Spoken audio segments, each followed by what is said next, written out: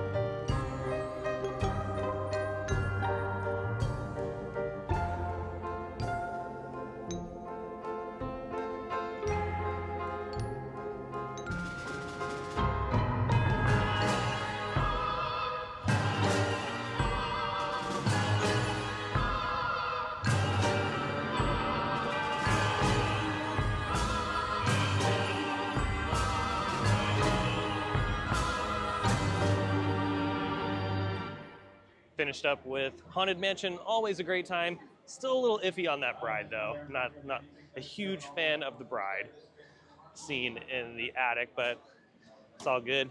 We're heading off to the next attraction, which is Big Thunder Mountain Railroad. And I think after this ride, I'm gonna head into Downtown Disney and give you guys an update of what is happening over there. Okay, you know what? Never mind. It's posted 25-minute wait, and I think I'm gonna go ahead and bail. I don't know if I'm gonna do that. You guys doing Big Thunder? And Negative. Yeah, see, we're so spoiled as annual pass holders. This is what happens. also, I feel like it's not 25 minutes. If it's overflowing, that's like 35. Yeah, this is at least 30. It's a no for me, Bob. It's gonna be a no. Yeah, because they might get blasted with the lightning lane here. So Oh, yeah. let's continue the journey, and then yeah, I'm gonna go ahead and make my way out of the park. Oh, look at this over here at Pinocchio. They're doing some exterior refurbs on a portion of the queue. It looks like the attraction is still open though. Is it? Oh wait, no, it's closed. No, wait, it's open. I don't know. Let's find out. Let's see. No, it's open. You can still ride Pinocchio. There you go. So yeah, even during the refurb, you can still enjoy it. Alrighty, let's head on out to the Downtown Disney District to see what's going on over there. I know there's a lot of construction happening on some new restaurants and experiences that are so exciting that you're gonna be on the edge of your seat. It's unbelievable. I mean, it's so exciting that this bird right here is even excited. See? Yeah, isn't that crazy? You know, being an annual pass holder, you get to just do this. Like you can pop in for just a little bit, do a ride, maybe grab a snack, and then leave. That's the joy of being an annual pass holder. I wish you didn't have to make a reservation, because then it would be like, you know, old times where you just kind of freely walk in whenever. And maybe that day will come again, but I don't know. Disney loves having those reservations. Now, since I'm closest to World of Disney, might as well take a little stroll through it to see what's going on. I'm not expecting too many new things just because my friend Sarah and I were in here not too long ago, but hey, you never know. Okay, maybe I'm tripping out, but I do not remember these tie-dye kind of sweatshirts. I actually kind of dig that. It's not bad. It's kind of simple. It's nothing too crazy. And I have a t-shirt for those that do not want the sweatshirt for $39.99. The sweatshirt I think is $5,000. One thing I've always wondered is how many of these do you think they sell in a day? Like how many of the classic Disneyland black Spirit jersey do you think they sell in one day? Ooh, look at this. We have a Mother's Day t-shirt. Mom, if you're watching and you're wondering what I'm going to get you for Mother's Day, it's right here. I'm going to get you this shirt, and you're going to be forced to wear it. Oh, and Dad, I didn't forget about you. You're going to be forced to wear this shirt, okay? So yeah, they have Mother's Day and Father's Day shirts available at World of Disney. This mannequin right here wearing the golf shirt wants you to know that there's some lounge flies that you might like this one right here, this really soft pink lounge fly with the rose gold zipper. It's quite nice. And this is probably $800 billion? I could be wrong. $80. So there you go. Not too shabby on that. Pretty average price. And they also have this one, this like iridescent one for $80. I think the pink one's cooler. Ooh, and look at this. Here in the center of the store, they're getting ready for the 70th anniversary, so they have some new 70th anniversary stuff. I'm not really a huge fan of it, to be completely honest. Like, it's just, you know, it's kind of like, I don't know. Like, this is a lot. This is a lot. The pins, wow, that's a massive pin back there. $50. Holy guacamole. Yeah, this is kind of ugly. I don't really dig it. I'm kind of glad that Disney hired that new merch guy, because this, I don't know if I'm loving this. That's pretty much everything new and noteworthy at World of Disney. Yeah, nothing too crazy going on. But look at this. The crazy thing that is going on is that there's Easter eggs hidden all over the place. Always have to check up on these salt and straw flavors, and we have some new ones. We have coffee and stone fruit marmalade, chocolate malted potato chip cupcake. OMG, what the heck? Banana parsnip sherbet, that might be really good. Salted grapefruit coconut julep, and sourdough and olive oil chocolate. That one right there, you better find the nearest restroom. That, like, I'm talking, you might want to, when you get it, right? You get the sourdough and olive oil. Key word right here, olive oil. You're gonna get that ice cream, and you're gonna walk over here. Here, watch. We're gonna do this together. Okay? We just got our ice cream. Here's our ice cream, and we're gonna eat it right here. We're gonna sit right here in this spot, and you're gonna eat that ice cream. Because here's what's gonna happen. In about 4.5 seconds, that ice cream, specifically the olive oil, is gonna be working its way down. And then you're gonna make a sprint to the restroom right behind me. So make sure there's a stall open, make sure you have your running shoes on, and just in case, bring an extra diaper. Yeah, we don't mess around with that. We are prepared when we try new ice cream flavors that have olive oil in them. Do you remember when Starbucks was doing those like olive oil drinks? That's even worse. That's like you have coffee and olive oil. You might as well be sitting on the toilet while you're enjoying that. Making my way over here to Tortilla Joe's, and look at this. My goodness, they are taking it down. Yeah, Godzilla's doing a really good job because remember they hired Godzilla to do the tear down. That's why there's really nothing happening during the day. Godzilla likes to come out at night. But yeah, you can see that he's been doing a great job carefully taking this down. You see the roof is almost done, and it looks like they're starting from the back and working their way up here. Yeah, look at that. That is crazy. The building was up for a long, long time. I mean, since Downtown Disney first opened. And now it's gonna be something totally different. Yeah, earlier on when they announced the restaurants, I wasn't sure if they were gonna repurpose the building, but then once the concept art came out, I was like, you know what, maybe they're gonna go ahead and take all this down, and sure enough, they're ripping it down. By the way, this is what this side of the building is supposed to look like, and then there's another facade. But yeah, look at that. There's still no official opening date for these new establishments. I'm assuming it's going to be sometime in 2026 just because of the extensive build. But since this is a restaurant and they can instantly start making money on it, this will probably go really quick. This is going to open up in a timely manner, unlike maybe a ride or attraction, you know. They see the ROI from this right away. So at this pace, I'm thinking early 2026. I don't think they're gonna get it done this year, but early 2026, I think that's totally doable. I think that's doable. And look at this over here at the beignet shop, no line. I'm not gonna get beignets right now though, but I just wanted to check the menu just in case they had anything crazy going on. And I think this is just the normal menu that they don't change, so let's head inside really quick to see if they have anything for springtime. So it looks like they do have a special flavor for the season, and it's a hazelnut flavored beignet. Okay, let's see what's going on over at the Pin Traders stand. Looks like some more 70th anniversary merch. I wonder if they're gonna come out with more. You know, I hope this is not it. I mean, it's the 70th anniversary. This can't be all the merch they have. There's no way. There's a closer look at that pin. I actually don't mind the pin the more I'm looking at it, but like on t-shirts and stuff, it's just a little gnarly. It is $19.99 for the pin. It's a nice enamel pin. Ooh, look at this Alice in Wonderland pin. This is kind of cute. This is $19.99 as well. Love that. I thought the windows opened up at first, but they do not. Then we have a 75th anniversary Cinderella pin. Do you think they're ever going to build a ride? They should. $19.99 for that. And kind of staying on the subject of new rides really quick, Cinderella should be something going to like Disneyland Paris. When it comes to new attractions going to those parks out there in Europe, because I always get people all the time say, no, Dylan, you should just be happy that we're getting Lion King. You know, it's a new ride and Paris desperately needs new rides.